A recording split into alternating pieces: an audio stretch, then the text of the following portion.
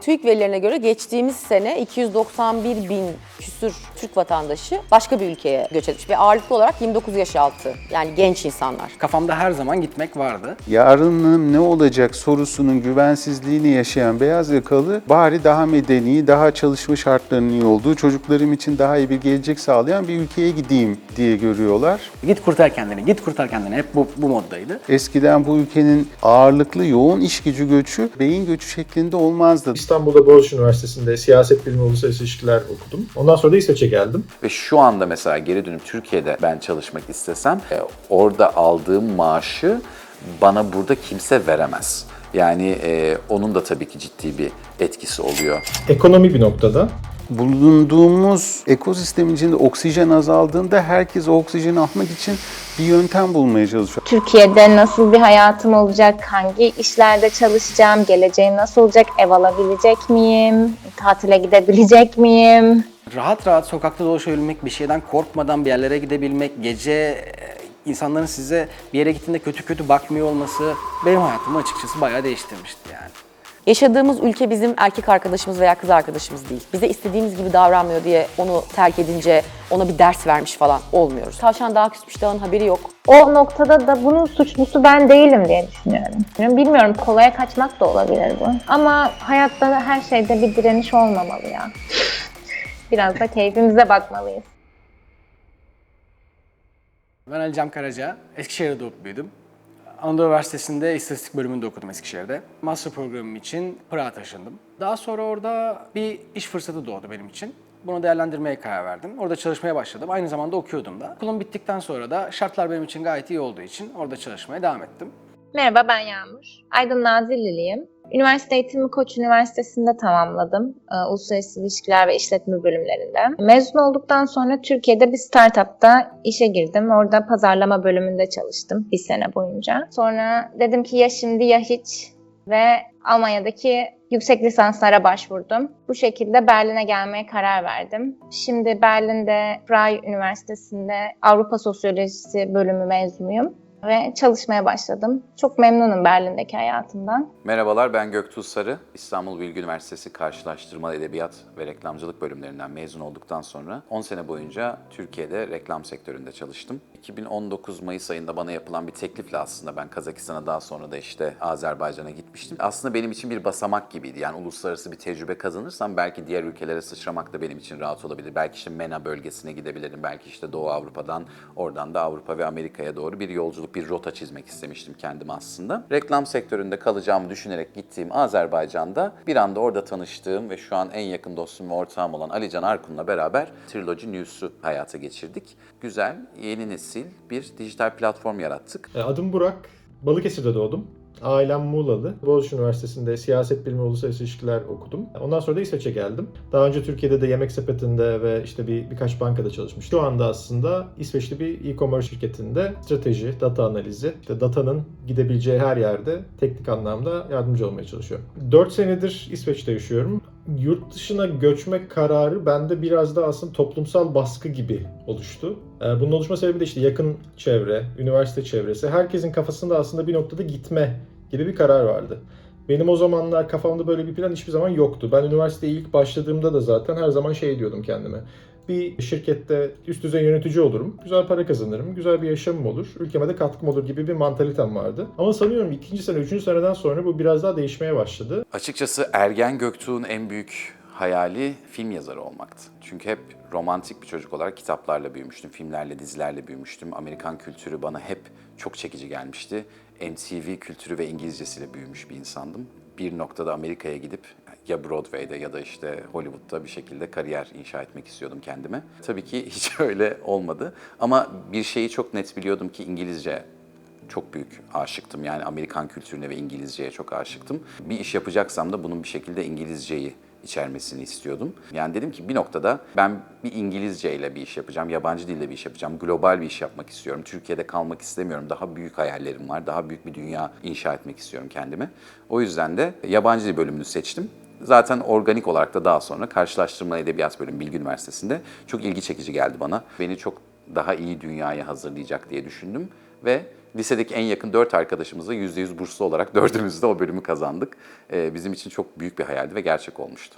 Özellikle lise hayatım boyunca artık aklım ermeye başladıktan sonra bir şeylere, etrafımda başarılı olmuş insanlarla da konuştuktan sonra yurt dışında çalışmanın, Türkiye'ye geri dönebilirsiniz, dönmeye de bilirsiniz. Yurt dışında bir çalışma tecrübesi edinmenin, buradaki hayat kalitemi arttırmak için çok önemli olduğunu düşünerek büyüdüm hep. Kafamda her zaman gitmek vardı. Farklı kültürlere maruz kalmanın, farklı ülkelerdeki insanlarla aynı ortamda çalışma tecrübesi edinmenin insanın kişisel gelişiminde çok önemli olduğunu düşünüyorum. Bunun bana kattığı birçok şey olduğuna inanıyorum. Dolayısıyla benim kafamda her zaman gitmek vardı. En başından beri. Ben küçüklükten beri de çok kitap okudum. Yani boş zamanlarımı kitap okuyarak geçiririm. O yüzden küçüklükten beri her zaman hani bir dünya var.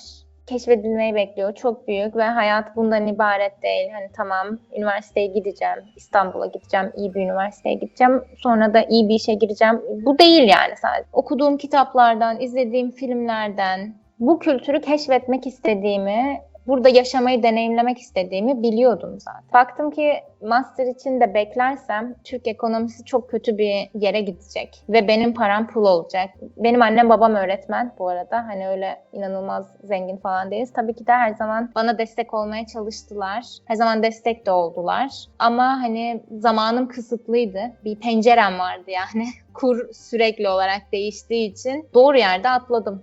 Hi, my name's William. I'm from Oxford in England. I've been a tutor on Cambly now for about 5 years. I would say overall Turkey's probably one of my largest groups, I think, in terms of student bases. The main recurring theme I see over and over again with most of them, regardless of their background, is the economy.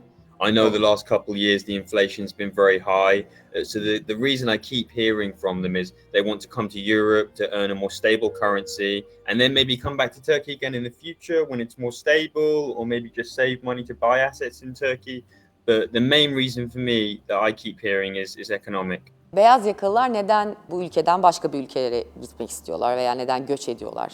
İşte bu tersine göç bir zamanlar yine çok konuşulan bir şeydi, bu beyin göçü. Yani belki beyaz yakayı tanımlayarak başlamak mantıklı olabilir. Biz kime beyaz yaka diyoruz ya da işte bu tanımda bir değişiklik var mı son yıllarda, ama işte ben 43 yaşındayım. Ben de bir beyaz yaka olarak nitelendiriliyorum. Beyaz yaka benim dışarıdan anladığım kadarıyla kime beyaz yaka deniyor diye baktığın zaman işte iyi okullarda okumuş, bir kariyer yolculuğuna çıkmış, maaş karşılığında hani kariyerinde belli noktalara doğru ilerleyen, bu konuda hırsları olan, şehirlerde yaşayan bir tür. Modern bir hayatı benimsemiş olan ağırlıklı olarak. Şimdi tabii ki bu genellikle uluslararası şirketlerde çalışan veya işte uluslararası iş ortamlarına bir şekilde erişimi olan insanlardan bahsediyoruz. Tabii ki bu beyaz yaka dediğimiz kitle bazı şeyleri temsil ediyor veya temsil ettiğini düşünüyor. İşte eğitimli kitleyi temsil ettiğini düşünüyor. Batılı hayat tarzını temsil ettiğini düşünüyor. Şimdi ülkenin şu an içinde bulunduğu duruma bakıldığı zaman da sanki bu kitle özel olarak bu ülkede istenmiyormuş gibi bir duyguya kapılıyor. Yani işte eğitimin eskisi kadar yüceltilmediği bir ortamdayız. Kariyerin eskisi kadar yüceltilmediği bir ortamdayız. Ne yazık ki liyakatın eskisi kadar kıymetli olmadığı bir ortamdayız.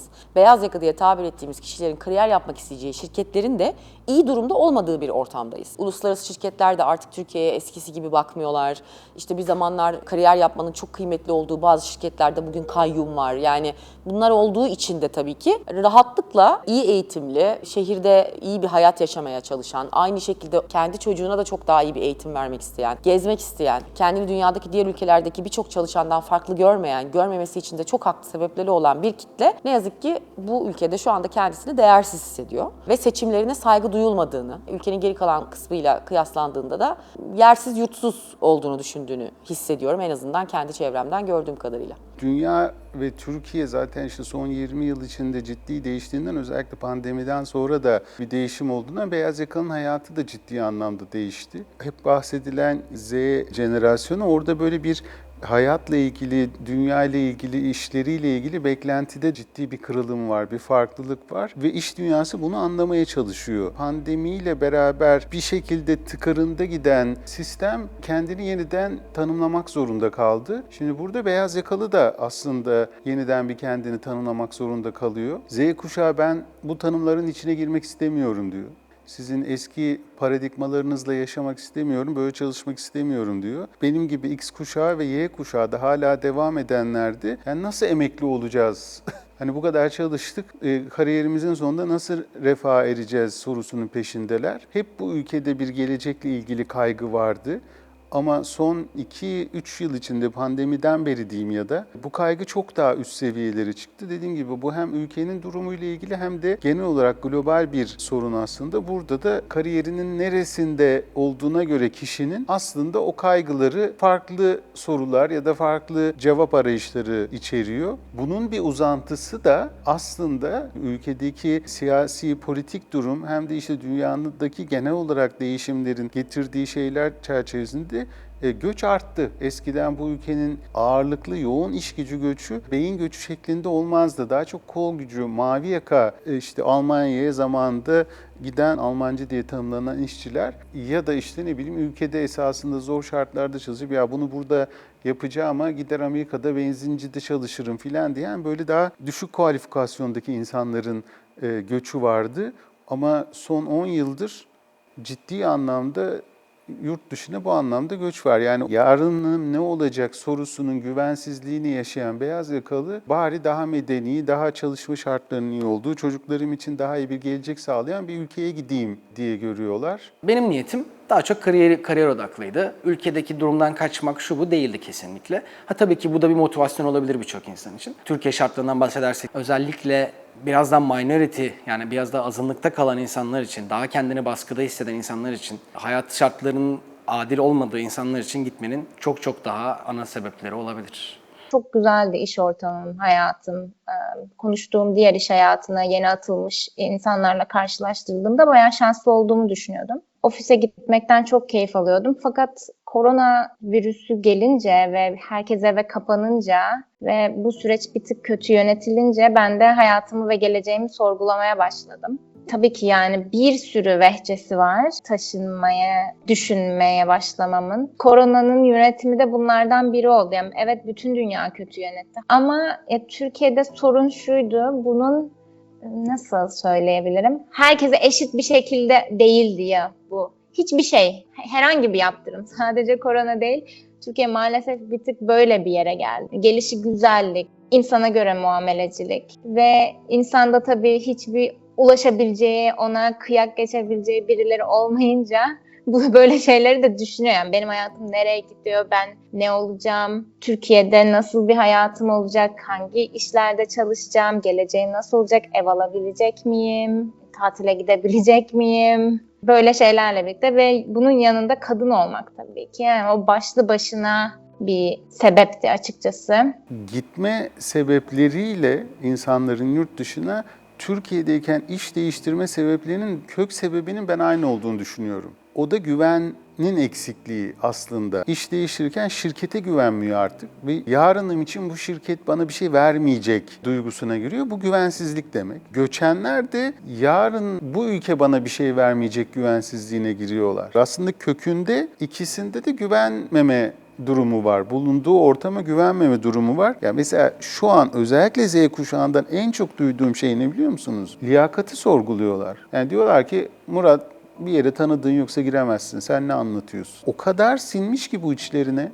Yani ne söylerseniz söyleyin diyor ki ya ben diyor okudum ettim ama öyle bir şey yok, senin söylediğin gibi bir şey yok. Ben kendimi geliştirsem de almıyorlar işe diyor. Hiç hak etmeyen insanların hiç hak etmedikleri pozisyonda, hiç bilmedikleri konularda sizin işiniz, hayatınız, adalet yani çok önemli konular üzerinde söz sahibi oluyor olması insanın tabii ki de çok sinirini bozuyor, onuruna dokunuyor ve hani benim yaptıklarım boşa gidiyor, benim yaptıklarımı kimse görmüyor gibi insan tabii ki de umutsuzluğa düşüyor ve bir anda boş vermişlik ya bir şekilde boş vermişliğe gidiyorsun ve hayatını heba etmiş oluyorsun ya da çekip gitmen lazım oradan. Ama bunu beyaz yakalı iş dünyasında profesyoneller de düşünmeye başladı. Oralarda da bu kadar yaygın olmasa da ya eskiden networking denirdi. Şimdi o networking'den başka bir boyuta geçti. Dünyanın her yerinde olan bir şey bu. Ama kayırmacılık başka bir şey. Eğitim sistemi bu 4+4'e geçilmemişti. Ben son kurtulanlardanım. Şu an bulunduğum yeri de açıkçası buna borçlu olduğumu düşünüyorum. Çok iyi öğretmenlerim vardı. Anadolu Öğretmen Lisesi'nden mezunum. Onda da son mezunlardan biriyim. Orada da çok iyi bir eğitim gördüm. Ve ben Koç Üniversitesi'ne Nazilli'den burslu gittim yani.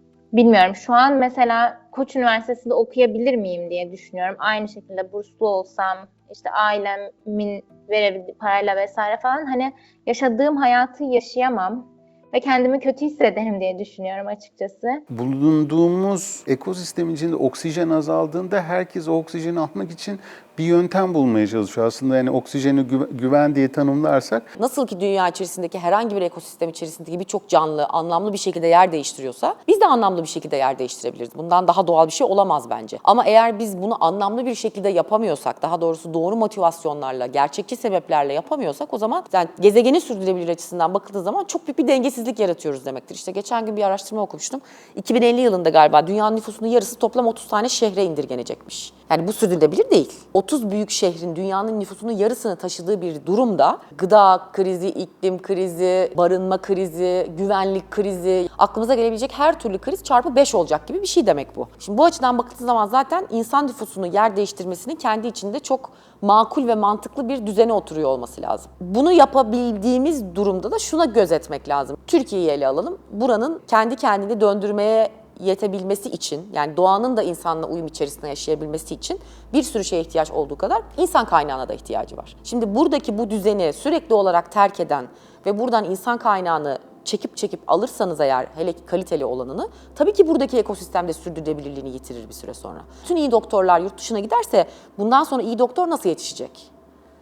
Bu kesintiye uğramış bir kaynak problemi bir yerde aslına bakarsanız. Yani siz o sulak alanın girişini çıkışını kapatırsanız o kuşlar bir daha oraya gelmezler. Bunların hepsi birbirine bağımlı şeyler. O yüzden evet, beyin göçü kesinlikle bir sürdürülebilirlik problemi ama dünya genelinde bu daha iyi koordine edilebilse bunun bu kadar derdini yaşamayız. Almanya'da gidip tıp doktoru olmuş, çok daha imkanlarla bir yerlere gelmiş insanların aşıyı bulmuş olmasının kime ne zararı var yani. Ama gerçekten buradaki kaliteli iş gücü duygusal sebeplerle ve gerçekçi olmayan sebeplerle aslında yer değiştirmemesi gerektiği halde başka bir yere gitmek zorunda bırakılıyorsa tamam, o zaman buradaki bazı damarlar kesiliyor demektir. Öğretmenler bir daha çocuk yetiştiremeyecek o kalitede demektir. Okullar o kalitede devam edemeyecek demektir. Şirketler o oranda değer üretemeyecek demektir. İyi düşünen, akıllı düşünen insanlar kültür sanat ortamına katkı veremeyecek demektir. Bütün bunlar ister istemez seni etkisini çok sonra göreceğin, tıpkı bütün doğal ekosistemlerde olduğu gibi işte bir türün yok olmasının bir başka türe etkisi, hani bu kaliteli iş gücü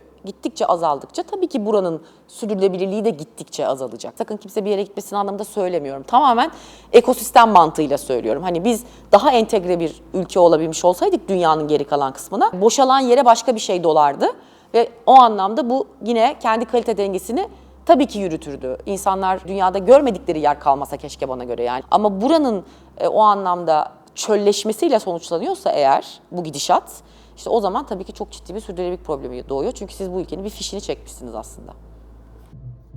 Yani ben Boğaziçi'ne gittiğimde oradaki tanıştığım hiçbir insanın ilk düşündüğü şey ben işte Almanya'ya göçerim, ben Hollanda'ya göçerim, orada bir şeyler yaparım hiçbir zaman olmadı. Domino etkisi gibi biri ben gideceğim kararını aldığında diğer insanlar da aslında bununla ilgili bir şeyler yapmaya başlamıştı gibi hissediyorum. Benim aldığım tüm eğitimi aslında devletle beraber aldım. Ve dolayısıyla aslında bazen şeyi hissediyorum. Hani diyorum ki 20-22 sene boyunca Türkiye'de büyüdüm, oranın ekmeğini yedim. Ve şimdi buraya geldim. Yani öğrendiğim her şeyi aslında İsveçli bir şirketin büyümesine harcıyorum. Biraz üzücü. Yani benim kendi yaptığım niş alanda hani mesela Türkiye'ye faydamın olabileceğini düşünüyorum. Türkiye'de de çok büyük firmalar var. Avrupa'ya açılım yapabilecek, Asya'ya açılım yapabilecek vesaire. Benim gibi arkadaşlarıma da baktığımda aslında hani zeki, hani işte Boğaziçi'nde okumuş ya da başka özel üniversitelerde okumuş ama şu an başka ülkenin aslında başka bir ülke için çalışan insanlarız bir noktada. Bunun üzücü noktaları var tabii. Onu söyleyebilirim. Türkiye'den çekip giderek Yaşar Kemal'i hayal kırıklığına uğrattığımı düşünüyorum.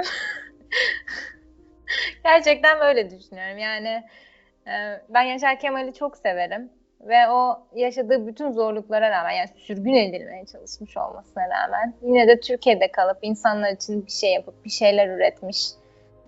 Çok muhteşem bir insan.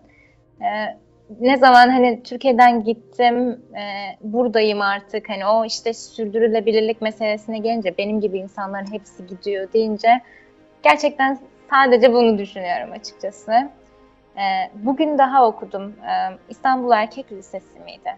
Böyle Alman ekolünden gelen bir lisenin işte 153 tane mezunun 144'ü yurt dışına gitmiş. Sadece 9 kişi tercih etmiş. Yani hani bu şekilde ne olacak diye bir düşündüm ama işte. Yeah, I was quite surprised when I first learned just how many Turkish people were thinking about moving abroad and contemplating a life in Europe. Just because I've spent a lot of time in Turkey myself, and I think it's a beautiful country. People are very patriotic. They have a strong connection to their background and their identity and their heritage. So I was quite surprised to learn just how many Turkish people are going abroad. But I think a lot of them do want to come back at some point. I think Turkish people do have a strong connection to the country. So I don't know how many of them are moving abroad permanently. Bilmiyorum tam olarak ama böyle içeride böyle deep down bir milliyetçilik var gibi. Mesela Alperen Şengün'ün işte NBA videolarıyla keyiflenmek, BioNTech'in başarılarıyla övünmek ya da kendi başarılarımla aslında kendi ülkemi temsil etmek benim hoşuma gidiyor. Yani mesela şu an şirkette bir tane Türk'üm ve şeyi farkındayım işte. Sosyal çevremde, şirkette ne kadar başarılı olursam aslında bir noktada sadece kendim değil, o insanların kafasındaki o Türkiye kavramını da pozitife çektiğimi düşünüyorum. Ama bir taraftan da şey diyorsun, yani kendi ülkende yap bunu. Madem öyle bir aklın var, madem öyle bir yeteneğin var, yaratıcısın, işte entelektüelsin, neden buraya o faydayı sağlamıyorsun diye hep o ikilem zaten oluyor bence. Çünkü çoğu zaman gerçekten eğitime ve dünya vatandaşı olduğuna inanarak büyüyen insanlarda hep o oluyor. Yani bir yere limitli kalmamak, bir ülkeye bağlı kalmamak ve dünyayı gezerek gerekirse o işi yapmak, ki günümüzde zaten birçok insan şu an digital nomad olarak onu da yapıyor ve gayet de başarılı yapıyor. Yurt dışına giden insanlarla konuşun. En net esasında yaşadıkları şey bir güven duygusu. Bu güven duygusu yarınla ilgili bir şey değil sadece.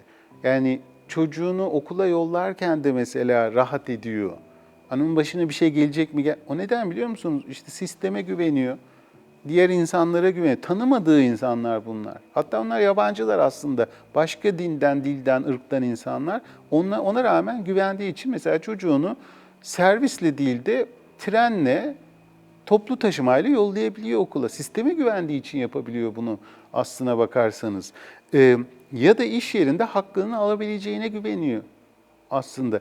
Ya da o gittiği ülkede kurallara uyduğu sürece o ülkenin onu deport etmeyeceğine güveniyor aslına bakarsanız. Diyor ki ben bu ülkenin kurallarına uyarsam, bu arada hemen uymayı öğrenirler. Bakın bu ülkenin Türkiye sınırlarına girdiği anda her şeyi pratik çözüp kuralları esneten insanları, mesela daha kuralların net olduğu ve işletildiği ülkelere gittikleri anda öğrenirler. Ve hemen uygulamaya başlarlar. Yani bu o insanlara biz o zaman şey diyemeyiz. Bunlar kuralları öğrenemiyor, geri zekalı ya da işte bu insanlar kötü insanlar aslında filan diyemeyiz. Demek ki sistemi öyle çalıştırdığında bu insanlar uyuyorlar.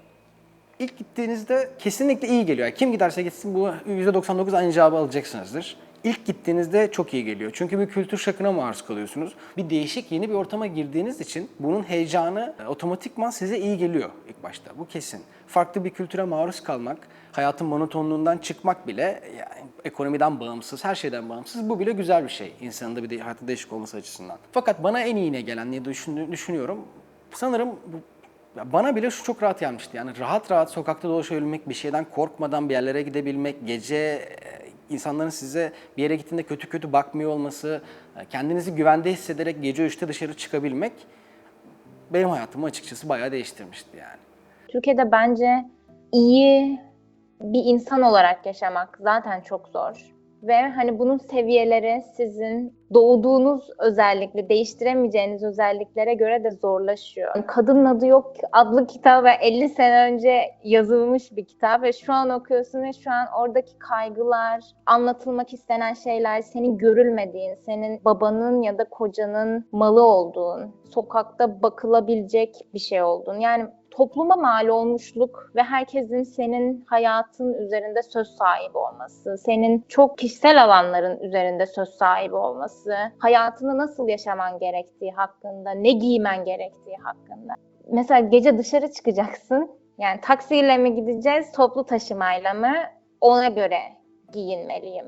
Ya giydiğim kıyafetler de bu arada hani böyle çok manyak şeyler gelmesin akla. Yani normal insan gibi bir kadın olarak güzel giyinmek isteyen herhangi bir kadın gibi, benim batıdaki yaşıtlarım gibi yaşamaya çalışmak, birazcık ya kendini fanusa sokmak ve diğer olan biten her şeye gözünü yummak, o da kötü bir hayat. Yani onu da yapmayı yediremiyorsun bazı şeylerin farkında olunca. Çekip gitmek daha benim için, benim sağlığım için daha iyi bir seçenek gibi geldi. Hiçbir zaman ciddi gitme cesaretini gösterebileceğimi düşünmüyordum açıkçası. Ama tabii ki işte üniversite yıllarında işte İspanya'ya gidip bir sene orada yaşadığım zaman ve oradan döndükten sonra ciddi bir kültür şok yaşamıştım. Çünkü bambaşka bir dünya gerçekten, hani Türkiye ile kıyaslandığında. 2008-2009 yıllarında işte oradaydım ve oradan döndükten sonra birkaç arkadaşımın da orada kalmaya karar vermesiyle ben tabii ki dönünce böyle şey oldum. Ya Avrupa ve Amerika, bunlar gerçekten farklı kafalar. Burada şeyin de etkisi var. Ben Hollanda'nın Maastricht ilçesinde bir 6 aylık exchange programına gittim. Erasmus'a gittim. Daha sonra orada çok farklı milletten çok farklı insanla tanıştım. Çok keyifli günler yaşadım. Ve bu 6 ayın sonrasında Türkiye'ye geldiğimde fark ettim ki ben aslında biraz daha farklı kültürlerden insanlarla beraber yaşamak istiyorum. Onlarla tanışmak istiyorum. Farklı kültürleri deneyimlemek istiyorum diye. Aslında o noktadan sonra bende biraz daha kırıldı.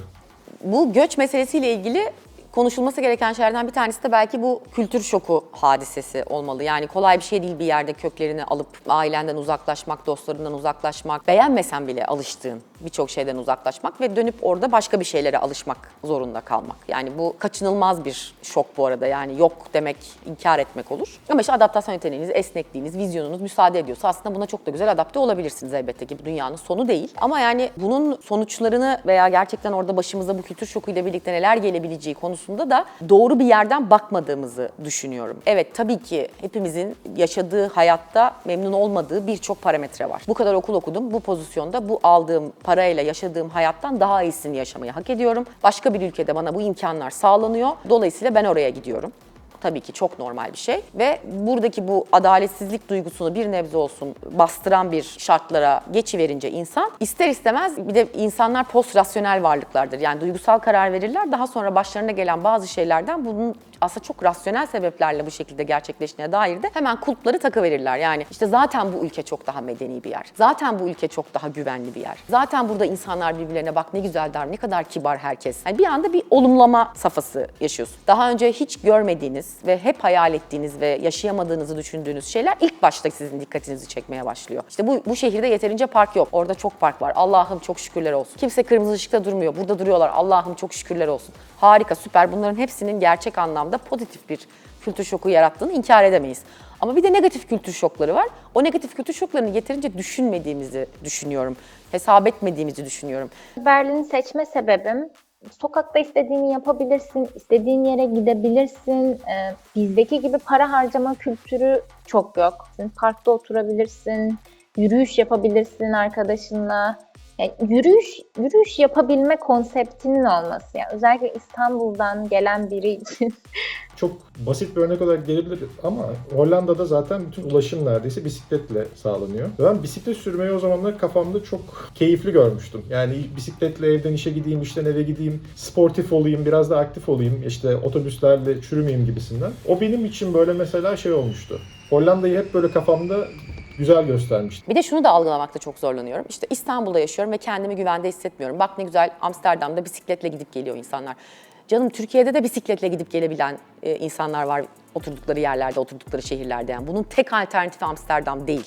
Amsterdam çok güzel bir yer. Git, o ayrı konu ama hani gerçekten doğru sebeplerle hayatındaki artıları ve eksileri ağırlıklı doğru çarpanlarla çarp ve inan bana bu herkes için çok farklı. Yani hep beraber buradan gitmeliyize varamayız gerçekten buna böyle bakacak olursak. Evet, bazılarımızın gidince daha mutlu olacağına kesin kanaat edebiliriz. Ama bazılarımızın da yapay hayranlıklarla, yapay sebeplerle, yeterince üzerinde düşünmediği, sahip olduklarının ne kadarını kaybedeceğini doğru düzgün hesap edemediği şekillerde oraya gittiğini ve oralarda da buna bağlı bir takım mutsuzluklar yaşadıklarını ben kendi arkadaşlarımdan görüyorum. Kendim bir sene neredeyse Amerika'da yaşadım. Çok konforlu bir hayat, bir o kadar da buraya kıyasla konforsuz bir hayat yaşadım. Ben burada çalışırken patronumun Londra'da yaşadığı hayattan çok daha iyi bir hayat yaşadığımı gördüğüm için Londra'ya gitmedim. Ailem zengin değil, yani onlar bana bir takım paraları aktarıyorlar da o yüzden ben burada takılıyorum falan, öyle de anlaşılmıyor anlaşılmasın. Yani kendi imkanlarımla burada kurabildiğim ekosistem yine gidip kendi imkanlarımla orada kuracağım ekosisteme göre her zaman bu taraftan daha avantajlı gözüktü benim gözüme. 10-20 kat daha fazla para kazanıyor olmam lazım bunları sağlayabilmek için. Yani kim öyle hemen şak diye parkta oturabiliyor? Yani Kemerburgaz'da kimler oturuyor yani? Yeni mezun birisi Kemerburgaz'da oturabilir mi? Aldığım maaşı biliyordum ve yani ev kiralarını biliyordum. Bir arkadaşımla beraber yaşıyordum. Aldığım maaşın herhalde %50'sini kiraya veriyordum. Tabii ki de bazı bölgelerde bu hala var. İşte hani sahil taraflarında oturuyorsan, işte ormana yakınsan vesaire falan, ama tabii İstanbul'da bu çok işte küçük bir kesimin ve çok yüksek ihtimalle gentrify olmuş. Bunu yapmaya gücü yeten insanların yapabildiği bir şey aslında. Yani herkese değil, ama Berlin'de burada öğrenci olarak çalışırken bile yarı zamanlı olarak karşılayabildiğim evin yanında koskocaman bir park var. Bu kadar basit aslında. Yani biz ne yapıyoruz? İstanbul'da evde çürüyoruz ya da işte bir mekana gidiyoruz. İşte Instagram'a fotoğraf atıyoruz o cool mekana gittiğimiz için. Ve bu yaşanacak kültür şokunun iyi tarafını, kötü tarafını hakikaten iyi hesap ederek gitmek lazım. Yoksa kendimizi kandırıyoruz. Sonra Instagram'da yaşasın Londra müthiş bir yer falan derken arkada ağlanıyor. Yani bu Instagram'da sürekli gezip plajlarda takılan kadınların evde tek başına oturup ağlaması şakasına benziyor. Yani hepimiz bir sürü şey yaşıyoruz. Hiçbir şeyin tek başına çözümü kalktım gidiyorum olamaz. Yani o kalktım gidiyorumun iyi tarafları olduğu kadar çok negatif tarafları da var. Türkiye'de böyle ayrıcalıklara sahip olmak için, yani Avrupalı normal bir insanın sahip olduğu özgürlüklere sahip olmak için toplumun çok yüksek kesiminde olman gerekiyor. Ve o zamanlarda bile iyi bir toplumda yaşamıyor gibisin de küçük bir komünitenin içinde yaşıyor gibisin. Hayattan habersiz, sadece kendim ve kendim gibi insanların yaşadığı hayatın içindeki gerçekleri gerçek sayan bir insan gibi yaşamak da istemezdim. Yani burada onu yakalayabilmek için alternatifleri tüketmediysek gerçekten gidip bunu orada sahip olduklarımızı hiç kaybetmeden tamamen eksiklerimizi giderecek şekilde yaşayacağımız varsayımı çok büyük bir kandırmaca bence. Yani bu kadar da duygusal olmamak lazım. Yani birazcık daha sakin, birazcık daha rasyonel, birazcık daha bilgili. Ama şu an mesela kendi başıma yaşayabiliyorum. Yani ekonomi açısından kendimi rahatlatmak çok büyük bir motivasyondu. Bir noktada hepimiz kendi yaşamımızın kalitesini arttırmaya yönelik aksiyonlar alıyoruz hayatta. İşte göç ettiğimde 2020 senesiydi. Biraz da işte Covid'in de ülke üzerindeki etkisi, böyle biraz daha izolasyon, arkadaşlarla beraber eve kapanmak, başka bir şey arayışına itti. 4 sene geçti üzerinden. Şu an baktığımda görüyorum ki aslında belki de doğru kararı vermişim o zaman. Yani gidenlerin sayılarının çok yüksek olduğu ve bu ülkenin iş gücüne ciddi bir etki yarattığı belli. Nereden biliyorsun Murat bunu dersen, headhunter'lar ve İK'cılarla, işe alımcılarla konuştuğunuzu anlıyorsunuz. İyi şirketler de şu an en büyük dert aslında onların talent dediği, İngilizcesi yetenek dedikleri, iyi eğitim almış, kapasitesi yüksek ve bu kapasiteyi çok iyi kullanan insan bulmakta çok zorlanıyorlar. I see a lot of engineers, office workers, doctors, teachers. I would say generally it's middle and upper class. People with quite skilled backgrounds and from educated backgrounds. Typically skilled workers from the middle class leaving for better economic opportunities in countries like Germany, the Netherlands, Denmark, Sweden, the UK, Ireland, countries where English is required really. Grup grup gidiliyor. Yani mühendisler gidiyor, yazılımcılar gidiyor, doktorlar gidiyor, öğretmenler gidiyor, beyaz yaka çalışanlar, işte yöneticiler başka ülkelerde yöneticilik yapmak istiyorlar. Bir takım insanlar var, her şeyi bırakıp gidiyor. Yani ben artık burada bunu yapacağım, orada hiçbir şey yapmasam daha çok mutlu olacağım gibisinden. İşte benim bir çocuğum var, onu daha iyi okullarda okutmak istiyorum diye gidiyor. Ama bunların hepsi gerçekten doğru motivasyonlar mı? Ben de bunu sorgulamak istiyorum. Yarını ile ilgili orada bir gelecek görüyorsa bir çalışan niye iş arasın? Bir vatandaş niye başka bir ülkeye gitme ihtiyacı hissetsin? Çünkü zorlu bir süreç bu. Hem iş değiştirmek ya da göç diye bakarsak buradaki kurulu düzenini bırakıp kalkıp başka bir yere gitmek, çok maceraperest bir insan değilseniz aslında zor bir iş. Şimdi bunu niye yapıyor insanlar? Bunun temelinde yarını ile ilgili güven duymaması var. Burada kendisi ve çocukları varsa çocukları için yarın iyi şeyler olacağına güvenmiyor. Şimdi bunu daha alt seviyede başlatalım. Şirketine bir kere güvenmiyor çoğunlukla. Hatta şirketini bir kenara bırakın, yöneticisine güvenmiyor. çalışma hayatı açısından bakarsak Avrupa'da çalışmak tabii ki de çok daha kolay Türkiye'ye göre. Bu kesin ya. Bu tartışmaya kapalı bir konu bence. Daha ilk başladığınızda 25-20 gün izniniz var. En kötü 20 gün. İyi bir firmada işe giriyorsanız 25 gün izinle başlıyorsunuz daha ilk senenizden. Ücretleri söylemeye gerek yok. Zaten çok pahalı bir ülkede yaşıyoruz. Orada şartlar çok daha uygun otomatikman. Buradan daha az kazanıyor bile olsanız şartlar daha iyi hale geliyor. Hayat daha ucuz olduğu için. Dolayısıyla çalışma açısından baktığınız zaman tabii ki de hayat çok daha güzel. Burada birçok firmada duyuyoruz. Yani ben yaşamıyorum. Ben yine yabancı bir firmaya çalıştığım için doğru kaynak olmayabilirim bu konuda. Ama arkadaşlarımızla konuşuyoruz, görüyoruz. Burada insanlar çok fazla mobbinge de uğruyorlar. Çok fazla kariyerlerinde kendileri dışında sıkıntılarla uğraşmak zorunda kalıyorlar. İşleri dışında. Başka bir sürü sorun çözmek zorunda kalıyorlar. İş arkadaşı, menajeri, bir şeysi. Hep bir kendi işleri dışında enerjilerini harcamak zorunda kaldıkları noktalar oluyor. Avrupa'da böyle değil. Çok daha rahat. Bir mesai yaptığınızda mesai alma ihtimaliniz yok. Ya bir şey yaptığınızda HR'a gidip şikayet ettiğinizde çözülme ihtimali yok. Yani ki sizin haklarınız çok daha korunuyor ve çalışma olarak çok güzel açıkçası. Kalifiye insanlar bunlar. Çoğunlukla kendileri çok farkında değiller bunun ama yani dünya çapında kalitede işler çıkartan insanlar bunlar. İyi eğitimliler. Yani bu insanların herhangi bir tanesini dünyanın herhangi bir yerindeki bir şirkete koyduğunuzda ben şöyle bir şey duymadım. Yapamıyor bu insanlar. Yani beceriksizler ya da yetmiyor bilgileri. Ben böyle bir şey duymadım. Hatta tam tersine daha çok çalışıyorlar. Yeni bir bakış açısı getiriyorlar oralara gittiklerinde. Ben ilk geldiğimde bayağı şaşırmıştım çünkü insanlar akşam 3 olduğunda çıkıp gidiyorlardı ve ben hani kafamda hiç şey yapamamıştım. İşim bitti bugün ama saat 5'i bekleyeyim. Hani bir çıkmamam lazım gibisinden bir mentaliteye sahiptim. Zamanla onu kırdım, şeyi fark ettim. Yani ben bazen öğlen 2'de bir işim çıkabilir ve dişçiye gidebilirim. Müdürüme bununla ilgili belki de yalvarmam gerekmiyor. Sadece bunun bilgisini verip aslında belki bazen şey de yapabilirim. Spora gidip bir saat mesela geç başlayabilirim. Yani yaptığınız işi gerçekten yaptığınızı kanıtlarsanız kimse sizin işte sabah 7'de gelmişsin, 9'da gelmişsin, akşam 4'te gelmişsin dediğinizi çok sorgulamıyor. Özellikle çocuklu aileler 3'te çıkıp çocuklarını kreşten alıyorlar. Belki akşam bir saat maillere bakıyorlar, geri geliyorlar. Hafta sonu çalıştığımı çok hatırlamıyorum. Mesela pazartesi bir toplantı var, bir sunum yapacağım. O zaman birkaç şeye baktığımı hatırlıyorum ama çok hafta sonu çalışmak, akşam çalışmak gibi dertleriniz olmuyor. Bununla ilgili çok net yasalar var zaten. Mesela müdürünüz size akşam 7'de mesaj atamıyor. Çünkü aslında bu noktada korumalısınız. Union'lar var. Union'ların koruması altındasınız. Dolayısıyla bunu şikayet edip aslında şey diyebilirsiniz. Beni cumartesi çalışmaya zorladılar gibi. Çok net yasalar var. İş ve sosyal yaşamın çok net ayrıntısı burada bariz bir şekilde ortada. Biz bu ülkede gerçekten ekmek aslanın ağzında fikriyle büyüyoruz. Yani bu hangi ekonomik şartlarda olduğundan bağımsız bir şey. Yani bize zaten şey yükleniyor doğal olarak. Çok çalışmadığın sürece zaten elde edemezsin.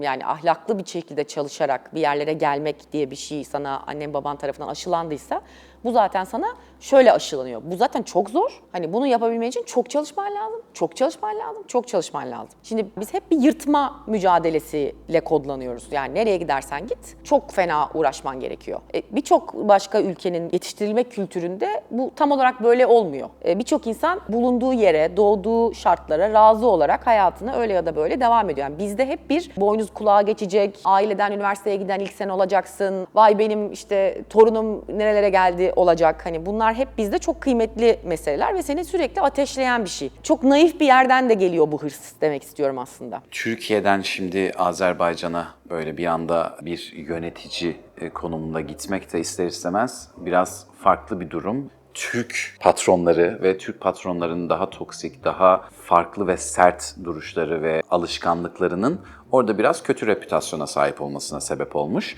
Şimdi ben bunu ilk gittiğimde tabii ki bilmiyordum ama içinde yaşayınca biraz daha öğrendim. İlk seneler ciddi anlamda böyle sinir krizi geçirdiğim zamanlar oldu ve kendimi böyle ben ne yapıyorum burada dediğim noktada buldum açıkçası. Günün sonunda sen belli alışkanlıklarınla gidiyorsun oraya ve belli bir sistemle gidiyorsun ve kendi sistemini orada oturtmaya çalışıyorsun ki iş yapış şekli de doğru bir hale gelsin. Ama tabii ki her ülkenin çalışma kültürü çok farklı. Özellikle mesela şeyde ben çok bocalıyordum. Herkesin bir anda iş atıyorum saat 6.30 olduğu anda çıkması. Yani orada biraz şeyi çok gördüm. İnsanlar buna bir meslek gibi değil de daha çok para kazandıkları bir iş olarak yaklaşıyorlar ve gerçekten bu benim mesleğim ve sonuna kadar bunun için her şeyi yapmaya hazırım mentalitesi orada çok fazla yoktu. Sen diyemiyorsun şimdi adam çocuğuma gideceğim diyor yani 6.30'da çıkıyor ve hayır kal burada ona kadar çalışmamız lazım dediğin noktada mutsuz oluyordu. Ama sonra gördüm ki aslında müşteri tarafı da aynı hassasiyetle yaklaşınca olaya Azerbaycanlıysa eğer bu çok büyük problem olmuyordu ama karşıdaki müşteri de Türkiye'li ve Türkiye hassasiyetlerine sahip olan ve işi işte gece kaç olursa olsun bekliyorum diyen bir adamsa sen oturup mecburen o işi bir şekilde yapıyordun ya da yaptırıyordun. Çoğu zaman işi yaptıramadığım için özellikle ilk senelerde tek başıma kaldığım çok oldu. Yani tek başıma oturup bir gün içerisinde 2-3 sunum çıkardığım ve işte ertesi gün gidip sunumları yaptığım çok oldu. Bunun dengesini kurmak benim için çok zordu ilk başta. Ama daha sonra hem kendi kurduğumuz işte hem de diğer çalıştığım ajanslarda bunun dengesini güzel bir şekilde oturtmayı başardım. Çok kez gördüğüm bir şey bu. Giden Türk çalışanları yöneticileri artık çalışma diyor. Yani diyor ki sen diyor niye devamlı mesaiye kalıyorsun? Eğer kalıyorsan biz bir şey yanlış yapıyoruz diyor. Mesela bunu anlamıyor. Şimdi de göçmen kafasıyla gittiği için kendini daha çok göstermek istiyor. Ve daha çok göstermenin yöntemi Türkiye'de daha çok çalışmak. Çünkü burada devamlı bir problem çözmek zorunda kaldıklarından buradan gidenin zaten iliklerini işlemiş durumda bu. Bir yere olan bağlılık, sadakat burada olduğundan çok daha az. İnsanlar mesela 3 sene bir yerde çalışsa ama birisi ona çok daha iyi bir para teklif etse, maaş teklif etse oraya çok rahat bir şekilde geçebiliyordu. Bu hala da var, hala da gözlemlediğim bir şey. Benim de yapmış olduğum bir şey aynı zamanda. Çünkü biraz da eğer sistem oysa ve gerçekten insanlar senin tecrübene ve ajansa ya da işe katmış olduğun değerleri daha net gördüğünde sen de artık şeye başlıyorsun. Yani benim değerim evet bu piyasada bu ve kendini de o şekilde konumlandırmaya başlıyorsun ve kendine olan saygın da bir şekilde artıyor. Ve şu anda mesela geri dönüp Türkiye'de ben çalışmak istesem biliyorum ki benim orada kazandığım ya da orada aldığım maaşı bana burada kimse veremez. Yani onun da tabii ki ciddi bir etkisi oluyor. Biraz daha o kendi değerinizi daha küçük olan pazarlarda ya da gelişmekte olan pazarlarda gördüğünüzde ve anladığınızda kattığınız değeri buraya dönüp o büyük denizdeki küçük balıklardan biri tekrardan olmak istemiyorsunuz.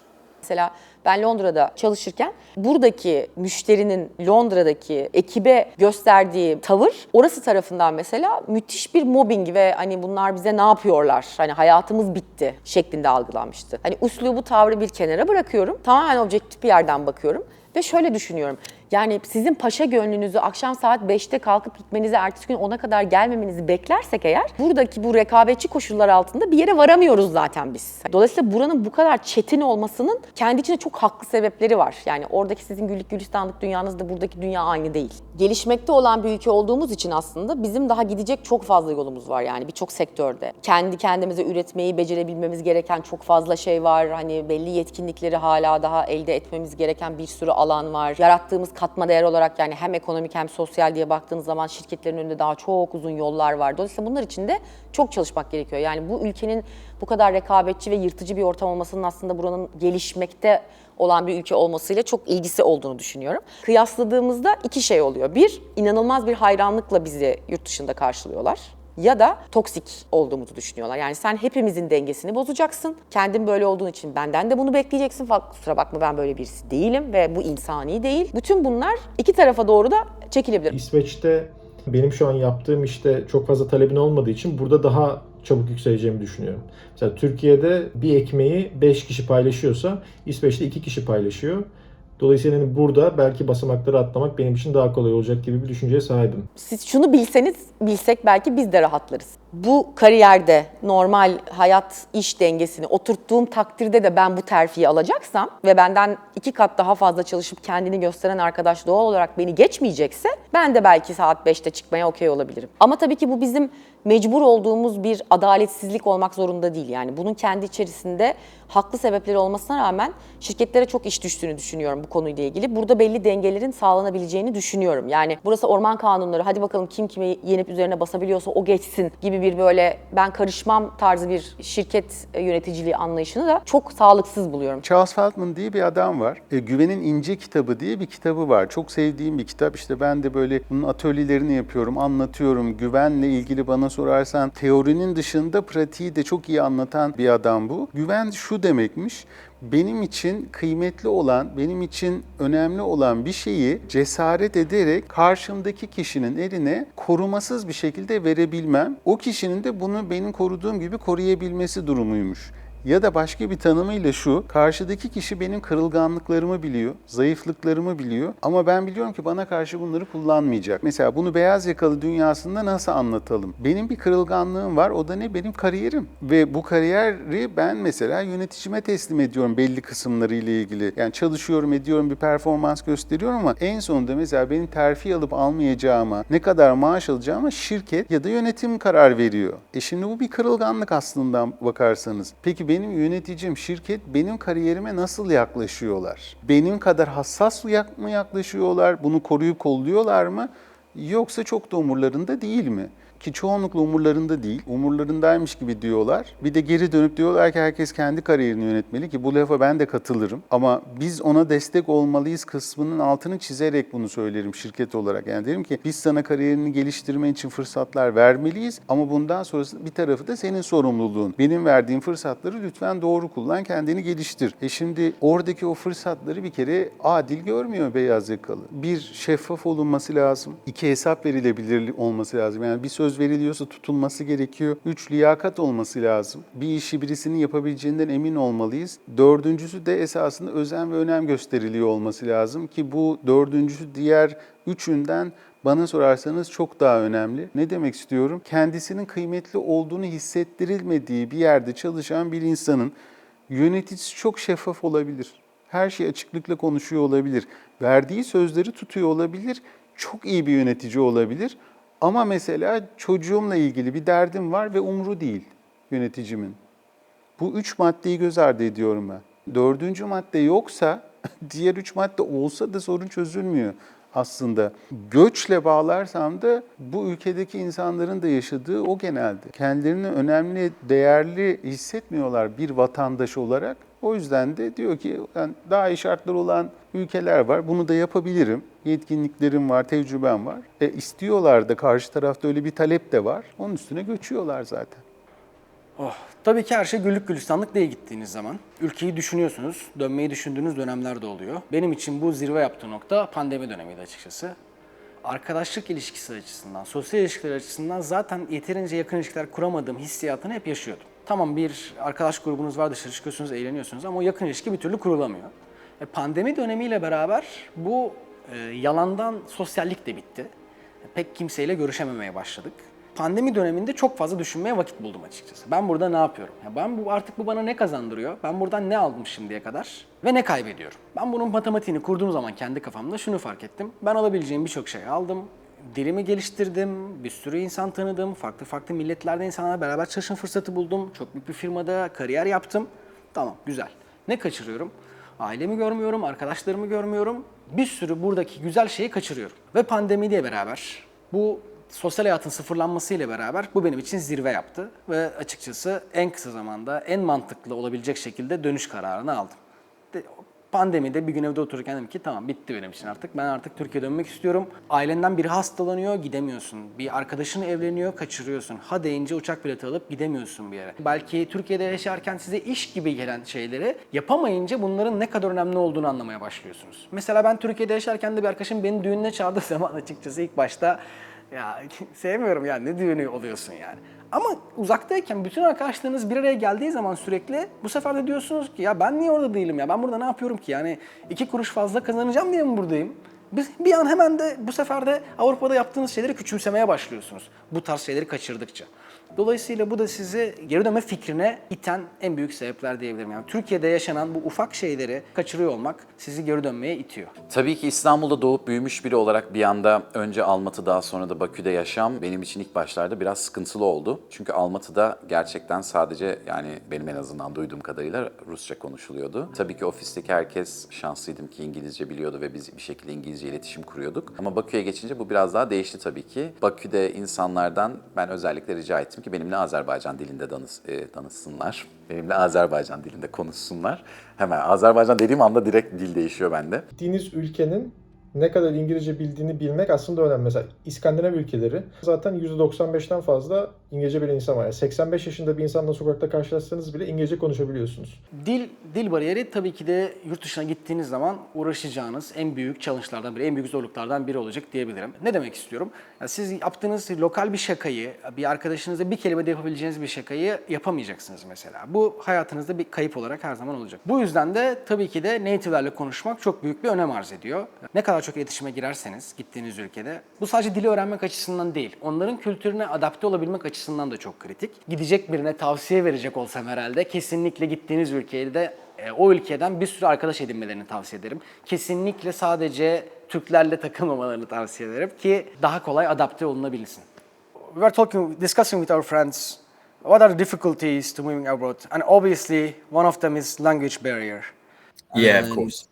Yeah, of course. And do you have any suggestions or experiences? How can you overcome these difficulties and make it easier to move abroad? 100%. Yeah, well, I think having the right skills that the country's looking for is really important. You know, if you're a doctor and you know that country's short on doctors, you know, it'd be logical to sort of start there. Yes. But I think learning English is probably one of the most important things. You know, it doesn't matter what country you're going to in Europe. All Europeans are very focused on learning English and using it as a second language. So you don't have to sort of learn German if you want to go to Germany, or French if you want to go to France. There's not as much pressure, I think, if you know English. It makes it a little bit easier to find a job without knowing all the native languages. Yes. That definitely helps. And do you have any suggestions how to learn these, improve these skills? Sure, of course. Well, obviously on Cambly, on my company is a great way to do that. You know, learning online with native speakers is probably one of the best ways to learn. But you can do things in your free time as well. You know, watching movies in English, reading books in English, listening to music, watching the news, trying to make English a part of your daily life, and, you know, exposing yourself to the language while you're in a foreign country is something you can do for free. It's definitely a good place to start. But talking is the only way that you're going to get better, you know, practically. You're just having lots and lots of conversations. Maybe one of the most important thing with talking with the strangers, I guess, right? Yeah, hearing different voices, different accents, and just practicing all the new words that you've learned in your free time. Yeah. And that's where you're going to get the confidence to speak from as well. So I think a lot of people struggle to speak mainly just because they don't feel confident enough. You know, they don't believe in their ability enough. So the more you practice, the more you'll lose that as well. Hakikaten dünya vatandaşı değilse bir insan öyle ülkesine kütükle ben oynamıyorum diye giderek kendi kalesine gol atıyor gibi düşünüyorum. Yani dünya vatandaşı da doğulmuyor bence. Hani o da zaman içerisinde gelişen bir şey. Biraz niyetle ilgili alakalı bir şey, karakterle ilgili alakalı bir şey olduğunu düşünüyorum. Hani insan bu anlamda kendisine yatırım yaparsa da gerçekten dünya vatandaşı, benim anladığım anlamda dünya vatandaşı olmak çok zor ve imkansız bir şey değil diye düşünüyorum. Ve bizim ülkemizden çıkan insan profilinin de aslında bu profile çok yakın olduğunu düşünüyorum. Yani kendi doğal haline bırakıldığında, işte burası bir kriz ülkesi, adaptasyon yeteneği çok güçlü. Gerçekten biz kendi işini kendi becermek zorunda bırakılmış, birbirine yardım etme kültürü çok gelişmiş. Dolayısıyla birçok şeyden anlamak zorunda kalmış veya anlamaktan keyif duymaya başlamış. İşte büyük ailede büyümüş. Çocuk bakmayı bilir, büyük bakmayı bilir. İşte yemekte, temizlikte o kadar çok şey bizim hayatımızın içerisinde bir nosyon olarak var ve biz o kadar çok şeyle mücadele ediyoruz ki aslında biz çok rahatlıkla başka yerlerde de hiç bilmediğimiz başka şeylerle mücadele edecek bir profille çıkıyoruz buradan. Ben çok farklı ülkelerde çalıştım. Çok farklı milletlerden, geçmişlerden insanlarla çalıştım. Gerçekten bizim ülkemizden çıkan insan kaynağının kalitesine ben kefil olabilirim. Tüm doğudan batıya bakan kitlelerde olduğu gibi bizde de çok ciddi bir aşağılık kompleksi var. Yani biz aslında o kadar iyi değiliz diye düşünmeye çok alışığız. Ama bunun gerçekten ülkeyle tek başına bir ilgisi yok. Elbette ki etkileniyor ama hani çok dünya vatandaşı profili yetiştirdiğini düşündüğümüz ülkelerde de hani getirin bakalım onları buraya, burada ne yapıyorlar? Yani burası da dünya değil mi? Burada nasıl uyum sağlayacaklar? Hani bunu da sınava tabi tutmak lazım, yani %100 geçerliliği var diyemem. Yurt dışına gitmenin, yurt dışında bir tecrübe yaşamanın insana sayısız faydası var. Buna eminim. Ama şunu da kesinlikle demiyorum, yani herkes gitsin, kurtarsın kendini ve yaşasın. Mutlu mutlu yaşamına baksın. Çünkü öyle bir şey yok. Bu bir hayal yani. Biz burada doğduk, bu kültürde büyüdük. Burayı güzelleştirmek zor gelse de, zorlu bir mücadele gibi gelse de bence bizim için, yani bencilce baktığımızda bile daha iyi olacak yani. Ben kendimden düşünüyorum. Bencil yaklaşayım olaya diye, toplumu düşünüyorum, her şeyi. Ben nasıl daha mutlu olurum diye düşünüyorum. Ben iyi şartları olan bir Türkiye'de yaşarsam daha mutlu olurum diye düşünüyorum. Bana bu iyi gelir yani. Dolayısıyla gidebilirsiniz, gelebilirsiniz, kalabilirsiniz. Herkesin kendine göre. Herkes kendi kafasına nasıl daha iyi geleceğini düşünüyorsa öyle yaşamalı. Fakat bence herkes kendini sürekli geliştiriyor olmalı ki hem toplum olarak hem ekonomi olarak ülke daha iyi bir yere gelsin. Şöyle diyeyim, elbette bence yurt dışına gitmiş birçok insan içten içe hiç istemezdi ülkesini geride bırakmayı. Ama bazen de yapmış olduğumuz iş ya da işte entelektüel seviyeniz, hayalleriniz, olmak istediğiniz insan daha ağır basıyor ve sizin ülkenizde maalesef bazı alanlarda sizin vermek istediğiniz değerle aldığınız değer çok örtüşmeyince ister istemez buradaki yaşamda sizin için artık sürdürülebilir olmuyor. Ama ne zaman ki benim sahip olduğum değerler ve hayaller bu ülkenin değerleri, öncelikleri ve hayalleriyle aynı seviyeye gelirse ben koşa koşa dönmekten büyük zevk alırım tabii ki. Şu anda çalıştığım ülke birçok konuda bunlara cevap verebiliyor ve dediğim gibi kendimi orada daha değerli, daha işe yarayan ve daha önemli bir gibi hissediyorum. Günün sonunda çünkü hepimiz yaptığımız işle ya da karakterimizle ön plana çıkmak ve fark yaratmak isteriz. Benim en çok ardınca koştuğum şeylerden biri odur. Yani fark yaratabilmek. Çalıştığım her yerde bu böyledir. Ben oraya bir değer katamıyorsam, aldığım maaşı hak ettiğimi düşünmüyorsam zaten orada kalmamı da hiçbir zaman doğru bulmuyorum. Yani birçok insanın ülkesini terk edip başka yerlere gitmesi yine aynı şekilde değerler konusuyla alakalı. Bu çoğu ülkede böyle. Sadece Türkiye'de değil. Avrupalı arkadaşlarımla da konuşuyorum. Mesela İtalyan arkadaşlarımla konuşuyorum. Onlar da şu anda mesela ülkenin vizyonu ve önceliklendirdiği değerlerle kendi değerlerinin örtüşmediğini söylüyor ve farklı Avrupa ülkelerine ya da hatta işte 3. dünya ülkesi dediğimiz ya da gelişmekte olan ülkeler dediğimiz ülkelere onlar da göç ediyorlar. Bu tamamen böyle bir şey. Yani sürdürülebilir olması için bir şeylerin gerçekten herkesin birbirinin fikrine karşı toleransı olması, anlayışı olması ve perspektif sahibi olması gerekiyor. Birbirimizin hikayelerine kulak asmadığımız için, sadece konuşmak için dinlediğimizde ve anlamak için dinlemediğimizde hiçbir şeyi doğru bir şekilde yönetemeyiz. Kesinlikle ve kesinlikle giden insanlar için işte ülkesini sevmiyor, o yüzden gidiyor, işte neden böyle yapıyor gibi yaklaşılmasını çok yanlış buluyorum. Ben tabii ki de Türkiye'yi, doğduğum, büyüdüğüm ülkeyi çok seviyorum. Ben insan kendini ne kadar çok geliştirirse ülkesine de, ülke ekonomisine, ülke toplumuna da o kadar faydalı olacağını düşünüyorum. Ne yaptım? Birçok kültürle aşırı neşir oldum, birçok şey gördüm. Hem toleransımın arttığını düşünüyorum, hem kariyerimi geliştirdiğimi, hem farklı tecrübeler edindiğimi. Ülkeme döndüğüm zaman da çalışmaya başladıktan sonra tekrardan ülke ekonomisine ve toplumuna daha fazla faydam olduğunu düşünüyorum. Yani aslında beyin göçü kavramına baktığımızda keşke bir platform olsa, yurt dışındaki işte göçmüş, Türkiye'ye faydası olabileceğini düşünen insanlar. Bu şey de olabilir, işte ben yazılımcıyım, yazılım yapacağım, ben marketingciyim, marketingini yapacağım gibi insanları birleştiren ve Türkiye'deki sorunların çözümüne odaklanabilecek bir platform olsa da katılabilsem keşke. Yani bir WhatsApp grubu bile olabilir aslında. Bir şey lazım yani, oradaki benim burada düşündüğüm fikri Türkiye'deki soruna uygulayabileceğim beni insanlarla buluşturacak bir platform, bir insan bile olabilir.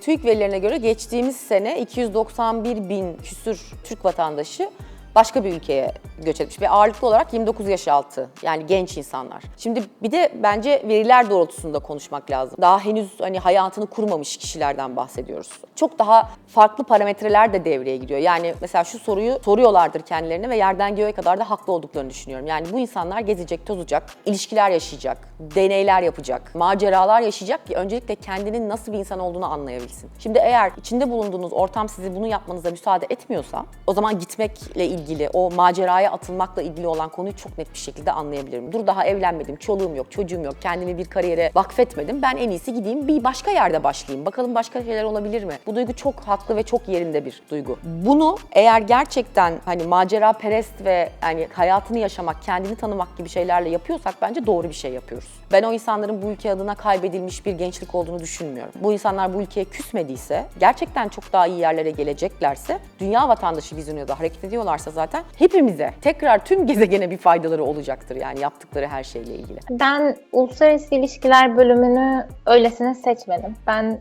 küçüklükten beridir çok politik bir insanım ve politikaya karşı çok da ilgim var. Sosyal adalet konularına, insanların nasıl yaşaması gerektiğine, toplumların nasıl kuralları olması gerektiğiyle ilgili çok fazla kafa yoruyorum. İnsan olma deneyimiyle ilgili çok fazla kafa yoruyorum. Bu bölümü de öyle rastgele seçmedim. Açıkçası politikanın içinde olabileceğimi de düşünüyordum. Yani bir politikacı olarak değil ama bir bürokrat olarak. Mesela dış işlerinde çalışmak isterdim. Ülkemi yurt dışına çok iyi bir şekilde temsil edebilecek birisi olmaya çalıştım. Yani öyle birikimler edindim. Bence hani şu anda dolaylı olarak da onu yapıyorum daha bireysel bir seviyede ama aslında benim kendim için planım buydu. Ama maalesef yani açıkçası denemedim de. Küskünüm tabii ki ama hani şansımı denemedim de. Yani şu halde de dış işlerinde barınabilir miydim? Bir yer edinebilir miydim? Onu bilmediğim için çok keskin konuşmak doğru olmaz ve adaletli de olmaz. Fakat benim kişiliğim ve benim inandığım şeyler şu andaki Türkiye ile uyuşmuyor maalesef. Nasıl temsil edebilirdim ülkeyi? Onu da bilmiyorum. Şu an hayatım bambaşka bir yöne evrildi benim planladığımdan. Beyaz yakalıyım, veri analizi işi yapıyorum. Ama orada da bazı şey oluyor. Hani bir seçeneği seçince ne kaybedip ne kazandığını bir tartarsın ya. Ya benim de burada kazandığım şey mesleki bir tatminlikten ziyade iyi, güzel bir hayat, neşeli bir hayat, kendimi sevdiğim, çevremdeki insanlardan hoşlandığım, sokakta yürümekten keyif aldığım, yaşadığım şehri sevdiğim, ona kızgın olmadığım bir yeri seçmiş oldum. Şu an dönmeyi düşünmüyorum. Döneceğimi de düşünmüyorum. Ama kesinlikle dönmem de demiyorum. Yani hayatın ne getireceği belli olmaz. Türkiye'yi seviyorum. Arkadaşlarım orada, ailem orada. Benim abim bir hayat kurmaya çalışıyor, evlendi, muhtemelen işte çocuk yapmak isteyecek, bir ev kurmak isteyecek. Onları düşünüyorum, onların endişeleriyle birlikteyim. Her gün Türkiye'de ne oluyor, ne bitiyor yakasındayım ülkenin yani. Hep takipteyim. Şu anda burada iyi bir hayat yaşayıp insanlara Türkiye'nin cahilce düşündükleri bir yer olmadığını anlatmaya çalışmak da ülkeye bir hizmetmiş gibi geliyor açıkçası. Ama şöyle bir şey var tabii. Bu ülkede eğitimini almış, bu ülkenin insanına tekrar o yatırımı geri döndürme potansiyeli olan insanları kaybediyor olmak şununla sonuçlanacak. Burası Vasatistan olur.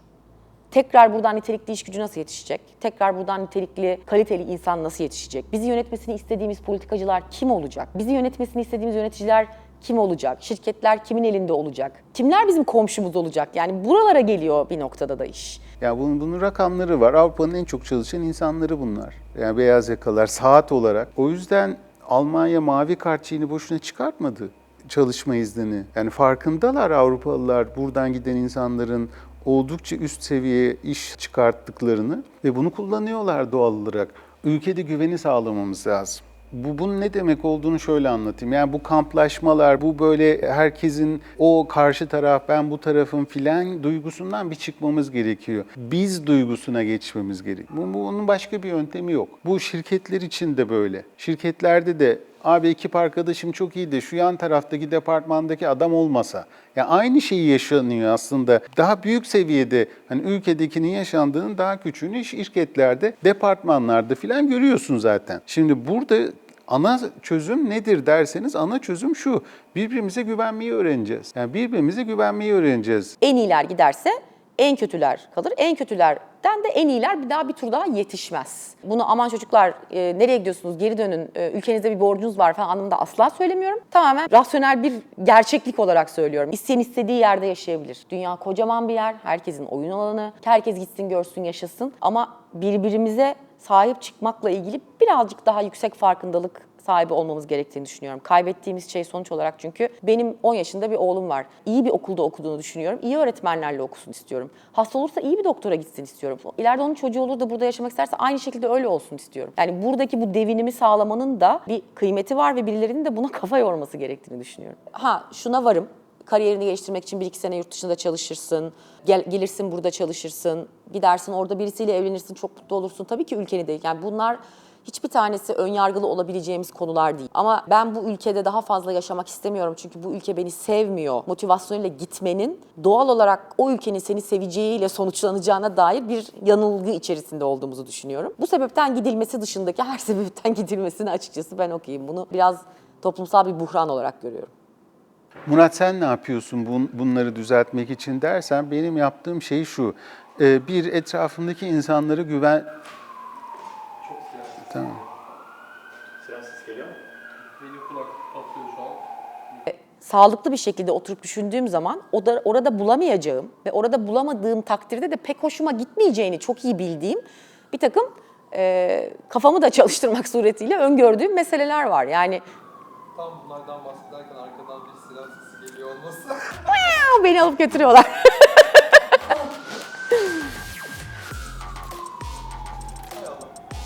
Nereden başlamamı istersin tekrar?